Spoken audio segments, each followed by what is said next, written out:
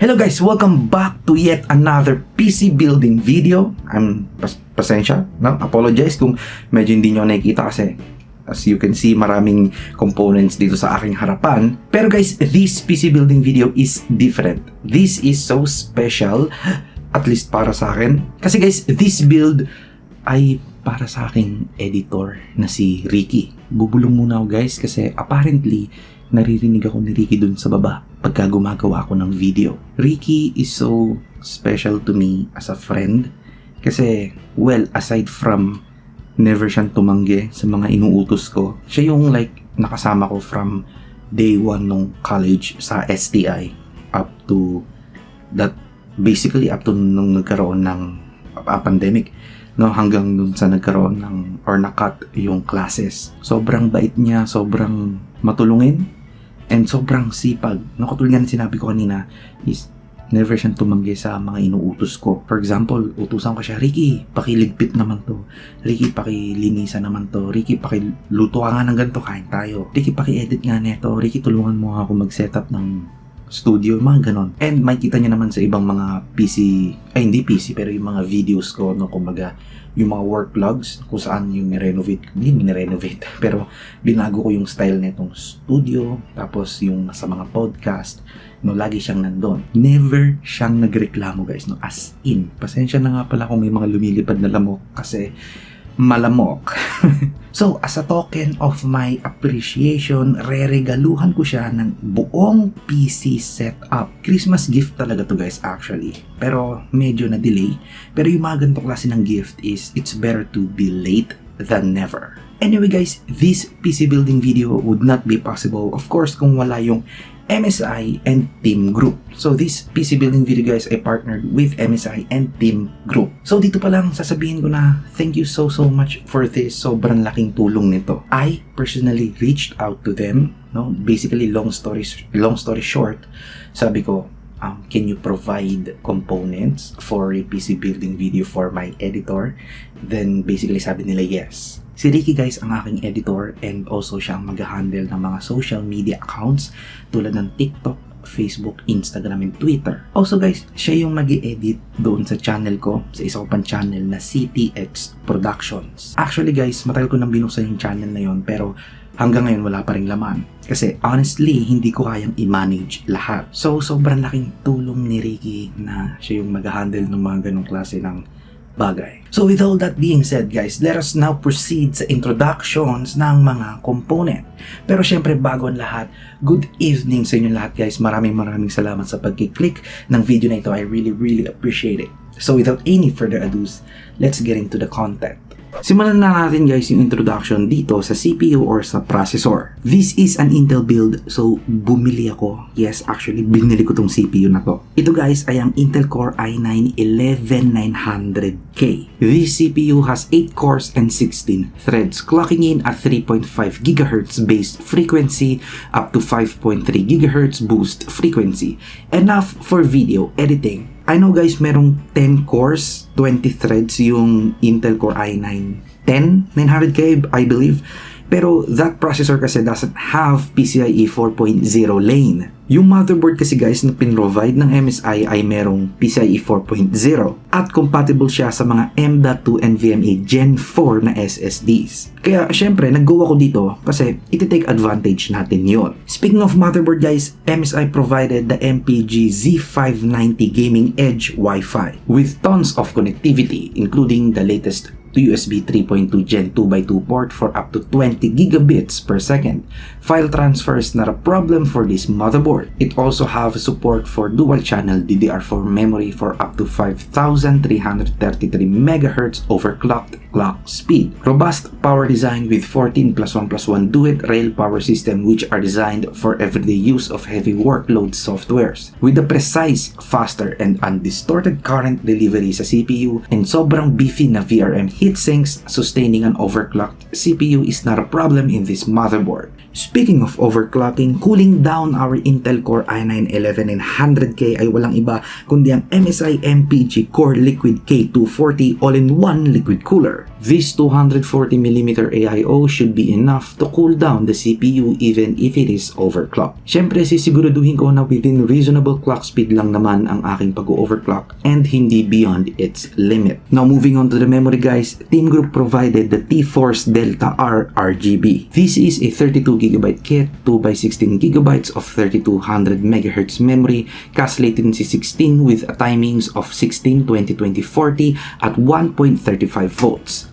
Meron na akong personal experience sa memory na ito even before makipag-partner sa akin ang Team Group.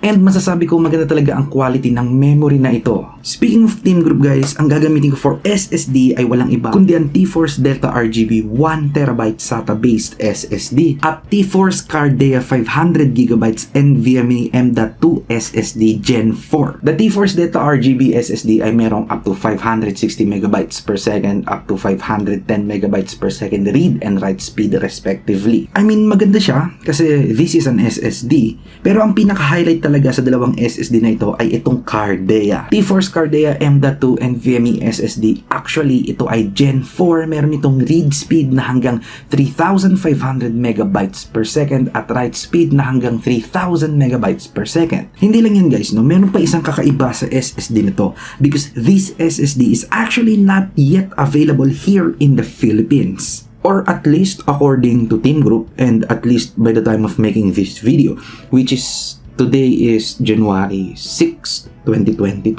So guys, kung gusto nyo itong SSD na to, need nyo muna maghintay para maging available ito dito sa Pilipinas. Moving on guys, this build would not be complete of course without a graphics card.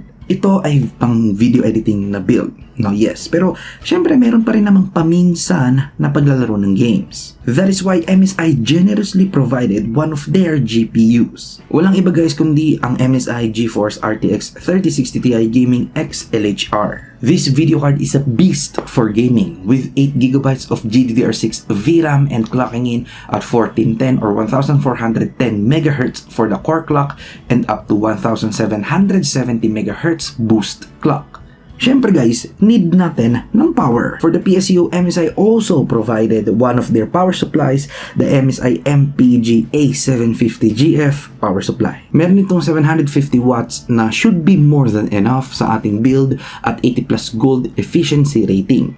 Fully modular din ang mga cables nito, which means pwede nating piliin ang mga cables na gagamitin natin at pure black din ang kulay nito, which is super good aesthetically. For the case guys, actually hindi ko may papakita dito ngayon pero papakita ko sa B-roll kasi masyadong malaki.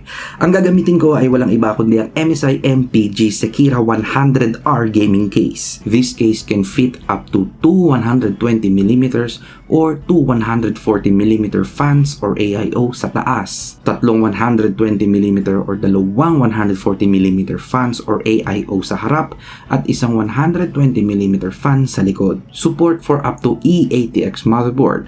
For the front panel connectors, meron itong dalawang USB 3.2 Gen 1 Type A, isang USB 3.2 Gen 2 Type C, at 3.5mm audio jacks. And madami pang iba. Guys, to learn more about sa core components na gagamitin ko for this build from the CPU up to the case, please click the link in the description down below. Moving on, nasabi ko ba sa inyo na this PC build is a complete setup? Well, yes guys, kasi MSI also provided a complete set of peripherals. MSI provided the Clutch GM20 Elite Gaming Mouse at MSI Agility GD20 Gaming Mousepad, MSI Vigor GK20 Gaming Keyboard, MSI Immerse GH30 V2 Gaming Headset, at of course MSI Optics Mag27 Series Curved Gaming Monitor na merong 165Hz refresh rate, 1 millisecond response time, at madami pang iba. Guys, to learn more about sa mga peripherals na meron dito sa build na to, please click the link in the description down below. Now guys, alam nyo na lahat ng components maging ang mga peripherals na gagamitin ko for this build. Let us now proceed sa pagbi-build sa actual PC building video or sa actual PC build. And guys, stick around sa video kasi itatry ko na kunin ang reaksyon ni Ricky once nasabihin ko na para sa kanya itong build na to. Kumbaga, surprise ba? So, let's go!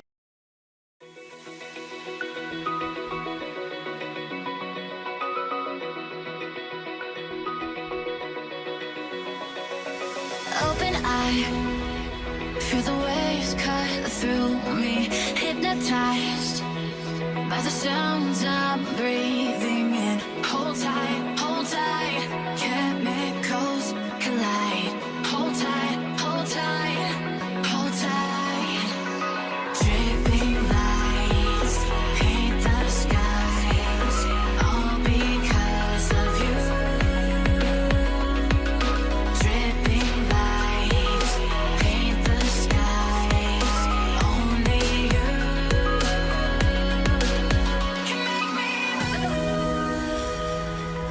You can make me move. Can make me move. You can make me move. Can make me.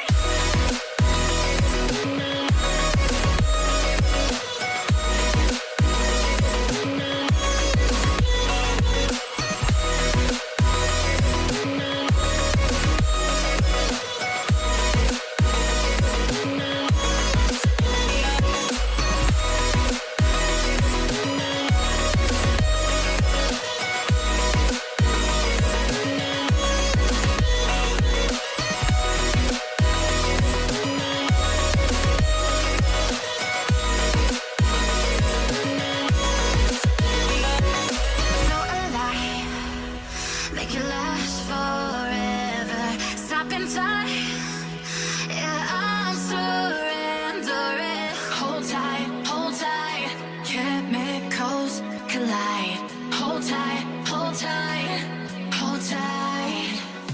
Dripping lights paint the skies, all because of you. Dripping lights paint the skies, only you can make me move. You can make me move. Can make me move. Can make me move. You can make me move. Can make me.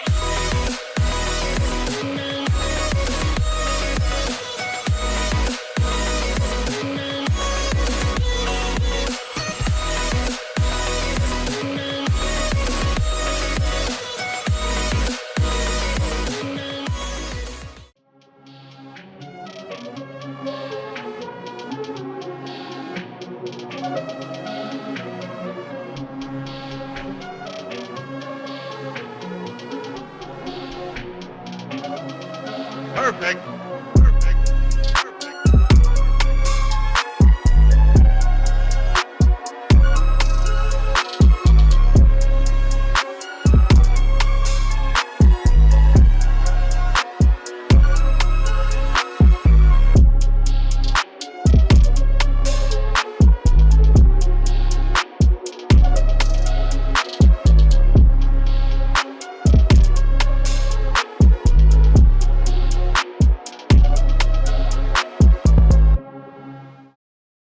And now guys, the build is done. Ayan, kung makikita nyo.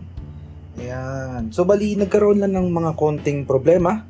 Kung makikita nyo yung radiator or yung AIO is nilagay ko sa harapan. Kasi dito, pag nilagay ko dito sa taas, yung radiator, yung AIO is nag-obstruct or tinatamaan niya na yung RAM. Okay, so merong konti lang naman na clearance issue. So yung mga RAMs na merong matataas na heat spreader, siguro mga medium to high heat spreader tulad netong T-Force na Delta R is mag-o-obstruct na pagka itong case yung yung ginagamit nyo, the MSI Sakira 100R. And guys, no problem. So ang gagawin ko na susunod is ilalagay ko na yung monitor and yung other peripherals dito. Tapos, so ito yung camera guys, no? Ayan, so bali isi-setup ko yan. Tapos, para makuha na natin yung reaction ni Ricky pagka sinabi ko na kanya to. Okay, so, isi-set up ko lang yung peripherals, then let's go.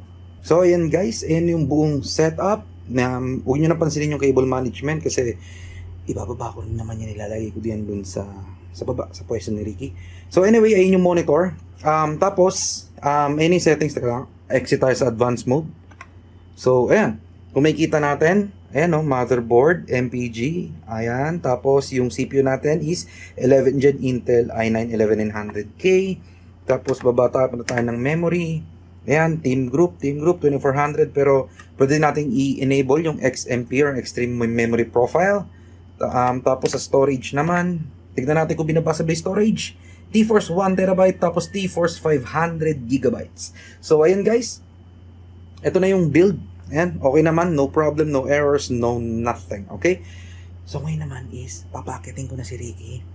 Tapos, titignan natin or yung reaction niya ba. Ayan. So guys, ito na. So, sana magustuhan niya. Okay? So, let's go.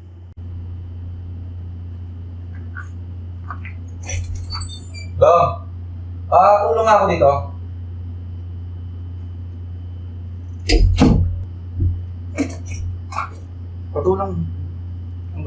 Patulong ibabawan. Ito? May screen. May screen yung alin, cooler. Anong pwede mong display dyan? Hindi ko alam eh. Pero GIF, ewan ko. So, shutdown ko muna tapos baba. Okay. Baba natin doon sa pwesto mo. Sa akin na ba ito? Saan sa iyo? Ano gusto mong sabihin? Oh, hindi mo kapakita. Salamat MSI, ako na lang magsasabi. Hindi nga, seryoso Oo nga, sa'yo nga yan, sa'yo yan, sa'yo. Weh! Oo nga, sa'yo yan.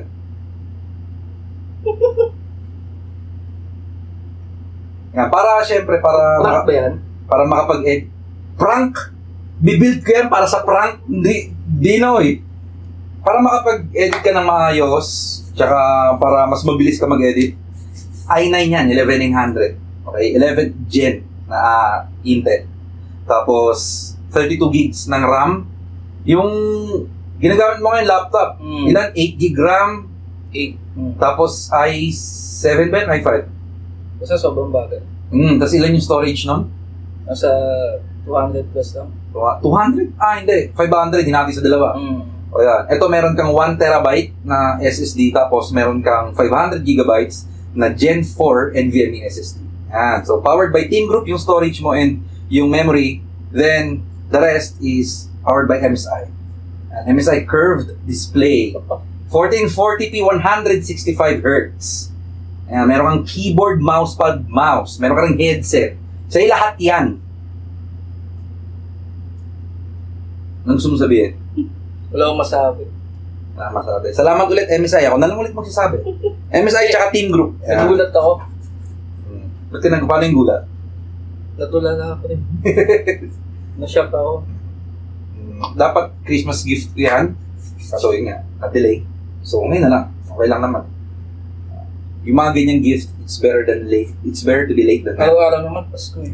You know, everyday Pasko, no? Yan. Kaya lang. So okay na. Bali, nagugutom kasi ako eh. Kain muna tayo. Kain muna tayo. Tapos gagawin ko muna ito ng benchmark. Pero bukas na, gagawin ko ng benchmark bukas. Tapos, para ma-turn over ko na sa'yo. And, ayun. Okay na ba? Mr. Beast, ikaw ba yan? Mr. Beast. Wala ako sa level nun. Mr. Beast. Mr. Bean. Yeah. So anyway guys, ayun na. Hindi ko lang kung nakikita nyo ako. Pero anyway, so ayan. Ito na yung PC ni Ricky. So thank you so much. Once again, thank you so much MSI and Team Group for providing sa lahat ng components and parts. And lahat-lahat, no? So for the next video is yung benchmark na ito. I-benchmark ko yung gagamitin namin na video editing software. Tapos yung games. Ano bang lalaroin mong games? Both sa Valorant. Kahit ano? Y8. Y8 daw. Hindi, Valorant. Basta gagawa ko ng benchmark. Solitaire, no? Binuo ko yan para mag-Facebook ka lang. No? So, gagawa ko muna ng benchmark. Tapos, yun, bago ko i-turn over kay Ricky. So, for the next video is the benchmark. Okay? So, dito muna tatapusin yung video, guys. Maraming salamat sa panonood. And as usual, kung nagustuhan yung video, please hit the like button. And kung hindi nyo naman nagustuhan, you can dislike it. You can do whatever you want. It's a free country. And also, guys, comment kayo sa comment section down below. Let me know, guys, kung what do you think of the build, no? Maayos ba? Maganda ba yung itsura niya? Aesthetics-wise? Performance kasi wala pa yung performance. So, aesthetic wise muna tayo. Doon tayo sa aesthetic side. So, what do you think the build? Nakita nyo naman sa B-roll kanina. And also, kahit pa parang nakikita nyo naman dyan. Okay, so let me know sa comment section down below. Also guys, subscribe kayo dito sa channel kasi napakarami pang tech-related videos as well as PC building videos, unboxing and overview, unboxing and reviews, tapos podcast, no? Coming out very, very soon. Once again guys, my name is CJ. My name is Ricky. Yon, and magkita-kita tayo lahat guys sa susunod kong video. Hindi nyo makita pero okay na yan.